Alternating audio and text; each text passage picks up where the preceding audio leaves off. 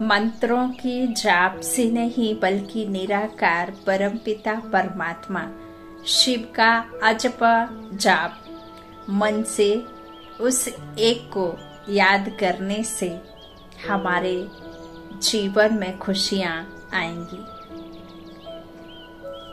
इस तन में वो निराकार परमपिता परमात्मा आधार लेकर हम बच्चों से कहते हैं, मीठे बच्चे मुझ एक को कर्म में रहते याद कर। ठीक वैसे ही जैसे कि आप अपनी आंखें खोले हुए अपने किसी चाहने वाले आशिक को 100 लोगों की भीड़ में भी उसे अनुभव भी करते हैं और उसे बहुत प्यार से खुली आंखों से याद भी करते हैं। तो आज हम मुरली इसी अनुभव से सुनेंगे कि वो मुरली बजाने वाला निराकार राम इस मुख के द्वारा हमें गीता का ज्ञान देकर हमारे ब्रेन को वॉश करते हैं। आज 31 जनवरी 2024 के ईश्वरीय महावाक्य हैं। आज के मुरली में मीठे मीठे प्यारे प्यारे निराकार राम प्रभु ने कहा, मीठे बच्चे अभी तुम्हें शांति और सुख के टावर में चलना है, इसलिए अपने स्वभाव और कैरेक्टर को सुधारते जाओ, पुराने को परिवर्तन करो। प्रश्न है मुरली का, दिमाग सदा रिफ्रेश रहे उसकी युक्ति क्या है? उत्तर में बाबा ने कहा, बाप जो सुनाते हैं उसका मंथन करो, सारी चिंता शिव पर छोड़ दो, आपको सिर्फ शिव का चिंतन करना है। बाप जो सुनाते हैं उसका मंथन करो। विचार सागर मंथन करने से दिमाग सदा रिफ्रेश हो जाता है। जो सदा रिफ्रेश रहते हैं वह दूसरों की भी सर्विस कर सकते हैं, उनकी बैटरी सदा चार्ज होती रहती है, क्योंकि विचार सागर मंथन करने से सर्वशक्तिमान बाप के साथ कनेक्शन जुटा रहता है। और बाबा की यदि हम सेवा करना शुरू कर देते हैं तो बाबा हमें इतनी सेवा देते हैं, इतनी सेवा देते हैं कि हर पल हर क्षण सिर्फ सेवा के भाव चलते रहते हैं। जब हम सेवा करते हैं निमित्त बन करके बाप की, तो बाप हमें इतनी युक्तियां देते हैं कि हमारे कम टाइम पड़ जाता है। गीत है नयनहीन को राह दिखाओ प्रभु, ओम शांति। यह गीत भी मनुष्यों का गाया हुआ है, परंतु अर्थ कुछ भी नहीं जानते। जैसे और प्रार्थना करते हैं, यह भी जैसे एक प्रार्थना है। परमात्मा को जानते नहीं, अगर परमात्मा को जाने तो सब कुछ जान जाएं। सिर्फ परमात्मा कह देते हैं, परंतु उनके जीवन का कुछ भी पता नहीं। तो नेत्रहीन हुए ना, नैनहीन हुए। तुमको अब ज्ञान का तीसरा नेत्र मिला है, जिसे बाबा ने ज्ञान चक्षु कहा, जिसे बाबा ने समझ का नेत्र आत्मा कहा, इसलिए तुमको त्रिनेत्री कहा जाता है। दुनिया में भल मनुष्य यह अक्षर कहते हैं त्रिनेत्री, त्रिकालदर्शी, त्रिमूर्ति, परंतु अर्थ कुछ भी नहीं जानते, न त्रिकालदर्शी का, न त्रिनेत्री का, न त्रिमूर्ति का। अब यहाँ बाबा ने अर्थ सहित समझाया है। त्रिमूर्ति शिव बाबा आते हैं और ब्रह्मा विष्णु शंकर की रचना रच कर के राम प्रभु शिव बाबा रचना रचते हैं। त्रिमूर्ति शिवरात्रि जो कहा जाता है। तो बाबा जब इस संगम युग पर 100 साल के इस संगम युग को बाबा ने संगम कहा, तो ये कलयुग के अंत और सतयुग का आदि संगम, इसमें परमपिता परमात्मा आते हैं, त्रिमूर्ति शिव की रचना करते हैं, जिसे शिवरात्रि कहा, जिसमें बाबा ने बताया कि मैं ब्रह्मा द्वारा स्थापना, विष्णु द्वारा पालना और शंकर द्वारा विनाश कराता हूँ। त्रिकालदर्शी जो परमपिता परमात्मा के पास में है, जो हमें त्रिनेत्री बनाते हैं, तो हमें ये ज्ञान का तीसरा नेत्र देते हैं, जिससे हम आदि मध्य अंत का ज्ञान समझते हैं। इस बुद्धि से हम उस परम धाम में भी जाते हैं, पांच स्वरूप का भी अपने अनुभव करते हैं। हम उसका दर्शन करते हैं, देवलोक का दर्शन करते हैं, त्रेता का, द्वापर का, सब। तो आदि मध्य अंत का ड्रामा को हम इस बुद्धि नेत्र से समझते भी हैं, जानते भी हैं, उस परमात्मा को यथार्थ समझते हैं। तो वो हमें कहते हैं कि तुमको हमने त्रिकालदर्शी बनाया है। लेकिन त्रिलोकीनाथ कहते हैं ये तीसरा नेत्र मैं किसी और को देता नहीं, क्योंकि वो नेत्र मेरे पास में ही अथॉरिटी है। तो ऐसे त्रिनेत्री, त्रिकालदर्शी, त्रिमूर्ति कहते हैं भल, लेकिन अर्थ कुछ भी नहीं जानते। जैसे कहते हैं साइंस और साइलेंस का आपस में क्या संबंध है, भल प्रश्न पूछते हैं, उत्तर खुद भी नहीं जानते। कहते हैं वर्ल्ड में पीस हो, परंतु वह कब हुई थी, किसने की थी, कुछ भी नहीं जानते हैं। और बाबा हमें समझाते हैं कि साइंस की पावर से अनेक धर्मों का विनाश, जो ये बॉम्ब, ये लड़ाकू विमान, ये इतने सारे बना रहे हैं, उससे क्या होगा? विनाश ही होगा। सर पर गिरेंगे तो फूल तो नहीं महसूस करेंगे, दुनिया का विनाश ही होगा। और साइलेंस की पावर से दुनिया में स्थापना नई दुनिया की होती है। तो आपस में क्या संबंध है, कुछ नहीं जानते। प्रश्न पूछते हैं, कुछ भी नहीं जानते, सिर्फ पूछते रहते हैं। तो जरूर कोई जानने वाला चाहिए जो बताए। तो तुम बच्चों को बाप ने समझाया है, यह सब खेल बना हुआ है टावर ऑफ पीस। सुख का टावर सबका टावर होता है, शांति का टावर है मूल वतन, जहाँ हम आत्माएं रहते हैं। शांति का टावर क्या है? शांति धाम, निर्वाण धाम, है ना। फर्स्ट फ्लोर बाबा ने जिसे कहा, निराकारी दुनिया में हम आत्माएं बगैर शरीर के रहते हैं, तो वहाँ ना कोई कर्म है, ना धर्म है, ना बोलचाल की दुनिया है। बोलचाल की दुनिया से परे, परे ते परे दुनिया, वो परे ते परे रहने वाला परम पिता परमात्मा ही जानता है, जो सातवें आसमान पे नीली छतरी वाला जिसे कहा। तो वो आए तब तो बताए। तो मूल वतन जहाँ हम आत्माएं रहती हैं उसको कहेंगे टावर ऑफ साइलेंस। फिर सतयुग में है टावर ऑफ सुख। देखो बाबा ने आज अलग तरीके से युक्ति से समझाया है। सबसे पहले बाबा ने कहा है कि टावर ऑफ साइलेंस जो है परम धाम को कहेंगे। फिर सतयुग में है टावर ऑफ सुख, वहाँ किसी तरह का विकार नहीं होता, तो दुख होता ही नहीं। फिर टावर ऑफ पीस प्रॉस्पेरिटी, ऐसे कोई मुख से नहीं कहेंगे कि हम आत्माओं का घर मुक्ति धाम है। यह सब बातें बाप ही समझाते हैं। टीचर हो तो ऐसा हो। वह है टावर ऑफ नॉलेज, तुमको भी शांति और सुख के टावर में ले जाते हैं।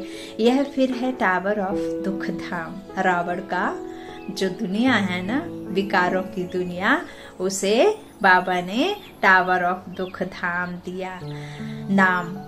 हर बात में इंसॉल्वेंट है। पवित्रता, सुख, शांति का वर्षा तुम इस समय ही पाते हो। बलिहारी इस पुरुषोत्तम संगम युग की है। इनको कल्याणकारी युग कहा जाता है। कलयुग के बाद फिर होता है सतयुग। तो सतयुग में सुख, शुक्ल पक्ष और कृष्ण पक्ष। कृष्ण पक्ष जो कलयुग को बाबा ने कहा, जहाँ आत्मा में कालक जम जाती है, और शुक्ल पक्ष अर्थात सुख की दुनिया, जिसे सतयुग कहा। तो आधा आधा होता है, आधा सुख आधा दुख।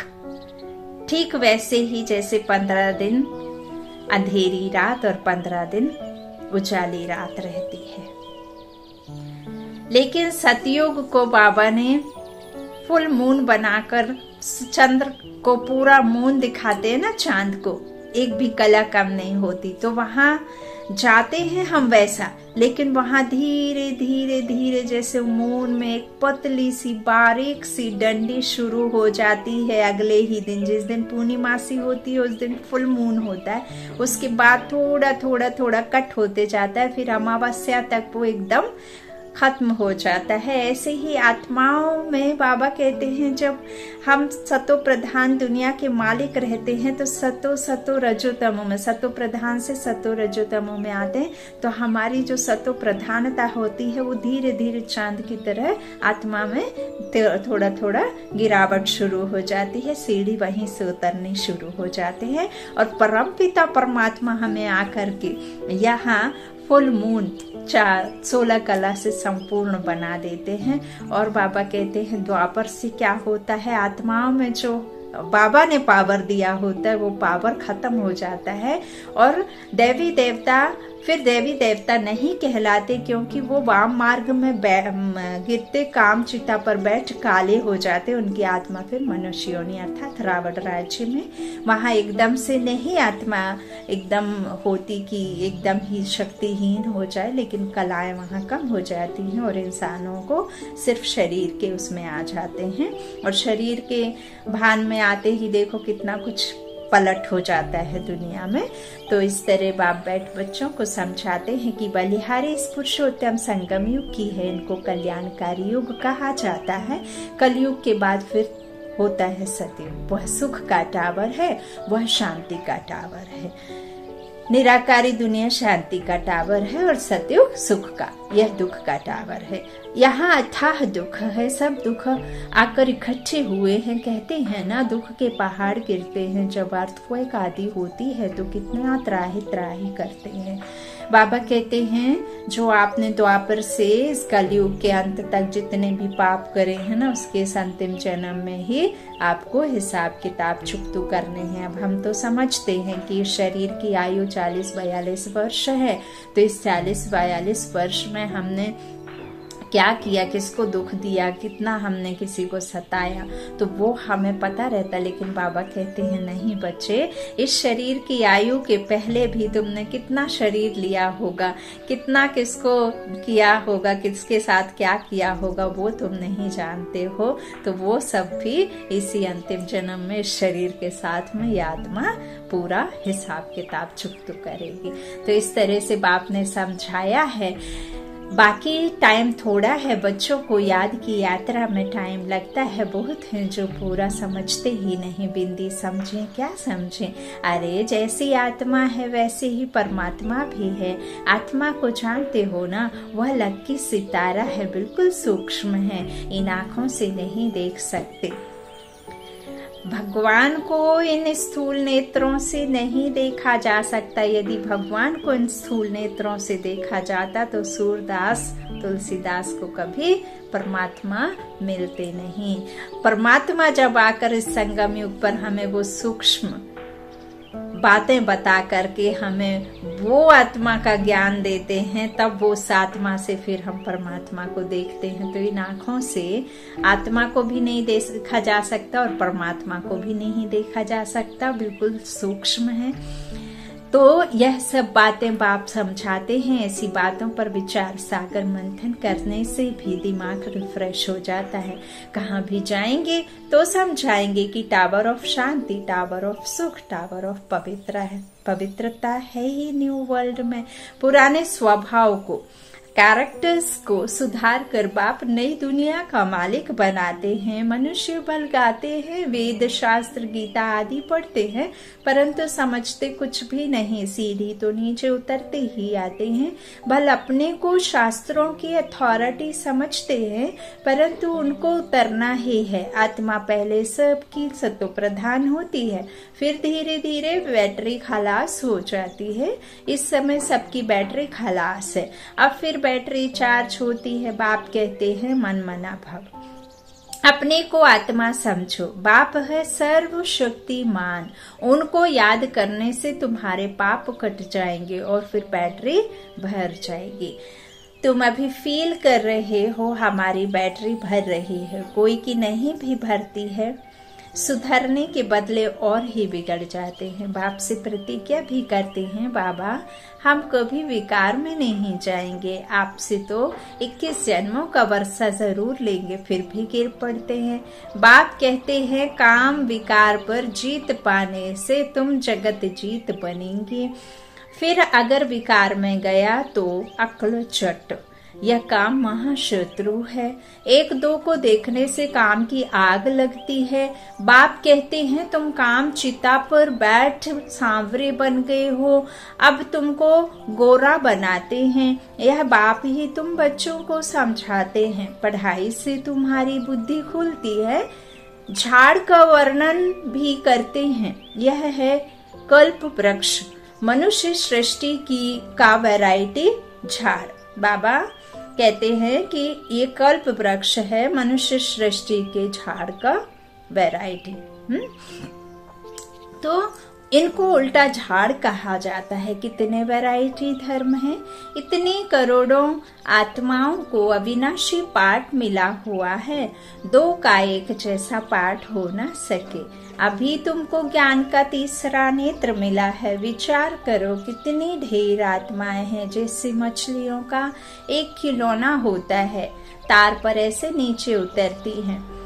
यह भी ऐसे ही है, हम भी ड्रामा की रस्सी में बंधे हुए हैं। ऐसे उतरते उतरते कल पाकर पूरा हुआ है, फिर हम ऊपर जाते हैं। यह समझ भी बच्चों को अब मिली है। ऊपर से आत्माएं आती हैं, नंबर बार ऐड होती जाती हैं। इस खेल में तुम पार्टधारी हो। मुख्य क्रिएटर, डायरेक्टर, एक्टर होते हैं ना। मुख्य तो है शिव बाबा, फिर कौन से एक्टर हैं? ब्रह्मा, विष्णु, शंकर। त्रिमूर्ति बाबा ने कहा भक्ति मार्ग वालों ने अनेक चित्र बनाए हैं, परंतु अर्थ कुछ भी नहीं पता। लाखों वर्ष कह देते हैं, अब बाप आकर सारी नॉलेज देते हैं, अब तुम समझते हो। सतयुग में यह ज्ञान हमको नहीं होगा। जैसे यहाँ कारोबार चलती है, वैसे वहाँ पवित्रता, सुख, शांति की राजधानी चलती है। और यहाँ जो आशीर्वाद देते हैं ना, दूधो नहाओ पूतो फलो, पीस, प्रॉस्पेरिटी, तो ये सब वहीं का है जो हमें आकर के बेहद का बाप आशीष देते हैं, यहाँ नहीं है। लंबी आयु तो कभी नहीं कहना चाहिए, यहाँ कहना चाहिए कि भल आयु आपकी एक दिन की हो। कितने भी जीवन में मुश्किलें आए, उन मुश्किलों से पार करने की ताकत तुमको मिले, क्योंकि मुश्किलें तो आनी ही हैं। हमारे कहने से नहीं आएंगी ऐसा नहीं है। जिसके जीवन में जिसने जो भी विकर्म पाप किए, जिसके साथ भी किए, चाहे इस प्रकृति के साथ किए और चाहे इस मनुष्य रूपी प्रकृति के साथ किए, चाहे 5 तत्वों के साथ, चाहे किसी संबंध संपर्क में आने वाली आत्मा के साथ किए, तो उसका हिसाब किताब तो आपको दुखों से ही चुकाना है, या तो फिर योग बल में रहना है। योग बल में तो परमात्मा की सारी आत्माएं आती नहीं है, इसीलिए फिर वैसे चुकाना है। तो इधर का आशीष ऐसा होना कि आयु भल आपकी कितना भी कम हो, लेकिन आपके जीवन में जो संघर्ष है, उस संघर्ष में आप डटे रहें, आप डगमगाएं नहीं, और हर मुश्किल को आसानी से क्रॉस करने में आपका ईश्वर साथ दे। तो बाबा कहते जैसे यहाँ कारोबार चलती है, वैसे वहाँ सुख शांति की राजधानी चलती है। बाप भी वंडरफुल है। इतनी छोटी बिंदी है जैसे तुम्हारी आत्मा, ऐसे इनकी आत्मा भी बाप से सारा ज्ञान ले रही है, ब्रह्मा बाप की। तो बाबा कहते हैं, बाबा फिर बड़ा थोड़े ही होगा, वह भी बिंदी है। तुम्हारी आत्मा जो बिंदी है, उसमें सारा ज्ञान धारण हो रहा है। यह ज्ञान कल्प के बाद फिर बाप देंगे, जैसे रिकॉर्ड भरा हुआ है। कोई बहुत वंडरफुल बात होती है तो उनको कुदरत कहा जाता है। इस अनादि ड्रामा के पार्ट से एक भी छूट नहीं सकता, सबको पार्ट पर जाना ही है। यह बड़ी वंडरफुल बातें हैं जो अच्छी रीति समझकर धारण करते हैं तो खुशी का पारा चढ़ता है। तुमको कितनी स्कॉलरशिप मिलती है तो पुरुषार्थ अच्छी रीति करना चाहिए। आप समान बनाना है, तुम सब टीचर हो। टीचर तुम्हें पढ़ाकर आप समान टीचर बनाते हैं, ऐसे नहीं कि गुरु भी बनना है, नहीं। तुम टीचर बनते हो क्योंकि राजयोग सिखलाते हो, फिर तुम चले जाएंगे, यह भी तुम समझते हो। वो लोग तो जानते नहीं ना सदगति दे सकते हैं। सर्व का सदगति दाता तो एक बाप है ना। लिबरेटर गाइड भी वही है, दुखों से छुड़ाने वाला, पैराडाइज को स्थापन करने वाला। जब तुम वहां से आते हो तो बाप गाइड नहीं बनता है, बाप गाइड भी अभी बनता है। तुम जब घर से आते हो तो घर को ही भूल जाते हो, अभी तुम भी गाइड हो, पंडित हो, सबको रास्ता बताते हो। अच्छा, सतयुग में भी हमें ये याद नहीं रहेगा कि हम परम धाम से आते हैं। तो अशरीरी भव। तुम्हारा नाम पांडव सेना भी है, शरीरधारी तो है ना। जब अकेले हो तो सेना नहीं कहेंगे, शरीर के साथ जब माया पर जीत पाते हो तब तुमको सेना कहते हैं। उन्होंने फिर लड़ाई की बातें लिख दी हैं, यह है बेहद की बात। वो लोग कॉन्फ्रेंस आदि करते हैं, संस्कृत आदि के कॉलेज खोलते हैं, कितना खर्चा करते हैं। खर्चा करते करते जैसे कि खाली हो पड़े हैं, चांदी सोना हीरा सब खलास हो गए हैं। फिर तुम्हारे लिए सब कुछ नया निकलेगा। तो तुम बच्चों को चलते फिरते बहुत खुशी होनी चाहिए। बाप को और वर्षे को याद करना है। तुम्हारा पाठ चलता रहता है, कभी बंद होने वाला नहीं है। बाप समझाते हैं, तुम अपने जन्मों को नहीं जानते हो। 84 का हिसाब किताब भी इनको बताते हैं, जो पहले पहले आते हैं। तुम बच्चों को अथाह सुख मिलता है, tower of health wealth happiness. तो कितना नशा होना चाहिए। बाप हमको बेहद का वर्षा देते हैं, जितना तुम नजदीक आते जाएंगे उतनी आफतें भी आती जाएंगी। और बाबा ने ऐसा अनुभव दिया है और बाबा ने इतनी हिम्मत दी है कि बाबा के बच्चों को तो सचमुच हर एक घड़ी आफत आती है, लेकिन जितनी जीवन में आफतें आती है ना, उतना बाबा से स्नेह और नजदीकी बढ़ती जाती है। और दिल से बाबा का हर पल हर मुश्किल में भी इतना शुक्रिया निकलता है, जितना खुशी के वक्त नहीं निकलता उतना शुक्रिया तकलीफ के वक्त निकलता है। क्योंकि तकलीफ देने वाला भगवान नहीं है, तकलीफ तो हमारी खुद की पैदा करी है।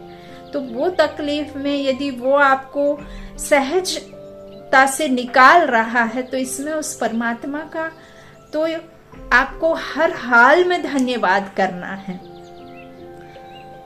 तो बाबा कहते हैं झाड़ की वृद्धि भी होनी है। झाड़ कच्चे हैं तो झट तूफान लगने से झड़ जाते हैं, यह तो होना ही है। तुम्हारा एम ऑब्जेक्ट का चित्र सामने खड़ा है, तुम और कोई चित्र नहीं रख सकते।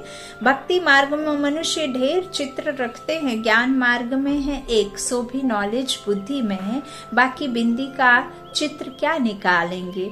आत्मा तो सितारा है ना, यह भी समझने की बातें हैं। आत्मा को तो इन आंखों से देख नहीं सकते हैं। बहुत कहते हैं बाबा हमको साक्षात्कार हो, बैकुंठ देखें, परंतु देखने से मालिक थोड़े ही बनेंगे। मनुष्य कहते हैं फलाना स्वर्ग पधारा, परंतु स्वर्ग है कहाँ, जानते थोड़े ही है। जो आत्मा स्वर्ग में गई है वही कहती है, आत्मा को तो सब याद रहता है ना। अब तुमको ऊंचे ते ऊंचा पाप बढ़ा रहे हैं, जिससे तुम ऊंचे ते ऊंचा पद पा रहे हो। नंबरवार पुरुषार्थ अनुसार नर से नारायण जरूर बनेंगे। यह जो शांति मांगते हैं, तुम्हारा काम है उन्हें क्या करना, समझाना। कई समझते भी हैं कि यह एक्यूरेट कहते हैं। वह समय भी आएगा, लिखा हुआ है, कुमारियों द्वारा भीष्म पितामह आदि को ज्ञान के बाण मारे। अब वो बाणों की सया पर लेट गए हैं, वो भीष्म पिता नहीं। यहाँ जो परम पिता परमात्मा के ब्रह्म कुमार बच्चे हैं ना, कुमारियां, उनके द्वारा जो ज्ञान बाण लगे हैं ना, उससे बाबा कहते हैं यथार्थ कहा है। तो बाकी ऐसे नहीं अर्जुन ने बाण मारा गंगा निकली, ऐसी ऐसी बातें सुनकर कह देते हैं यहाँ से गंगा निकल आई। गौमुख भी बनाया है।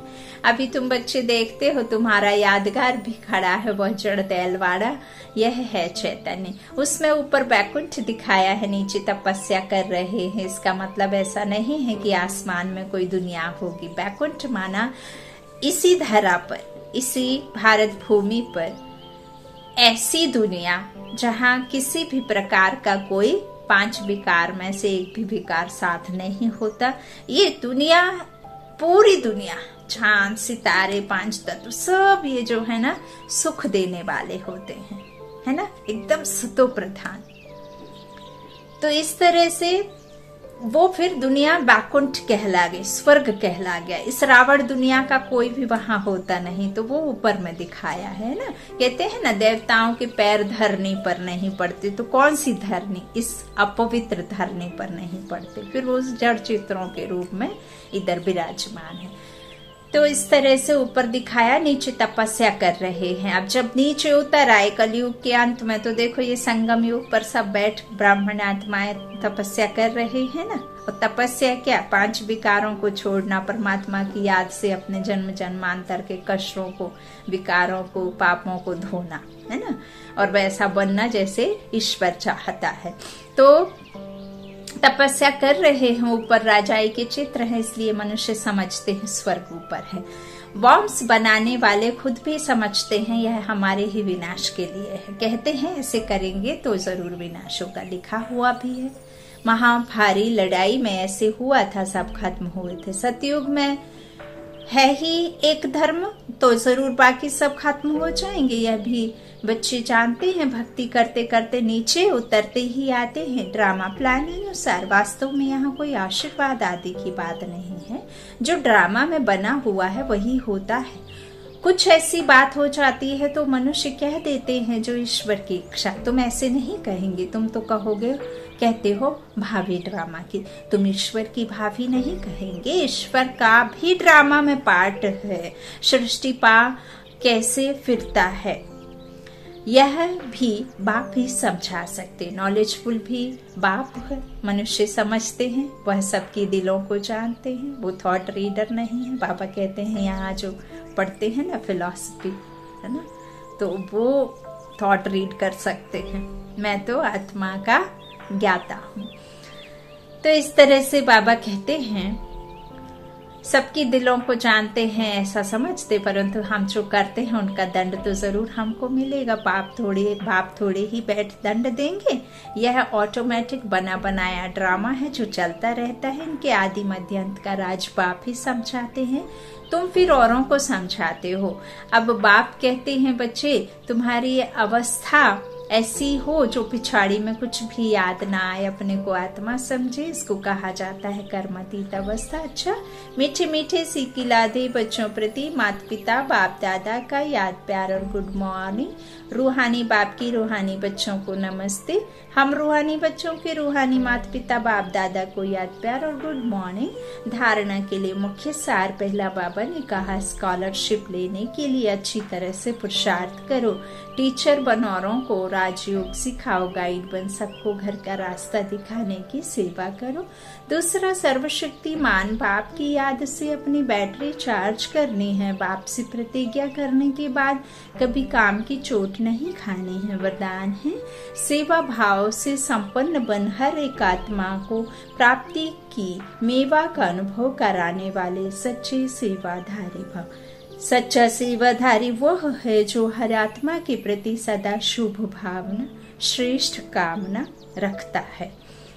वह सिर्फ स्पीच नहीं करता, लेकिन सेवा भाव द्वारा सर्व के प्रति खुशी की भावना, शक्तियों के प्राप्ति की भावना, उमंग उत्साह बढ़ाने की भावना रख सहयोग की अनुभूति कराता है। सेवा द्वारा उन्हें प्राप्तियों का मेवा अनुभव करा देना, यही सच्ची सेवा है। इसी सेवा में तपस्या समाई हुई है।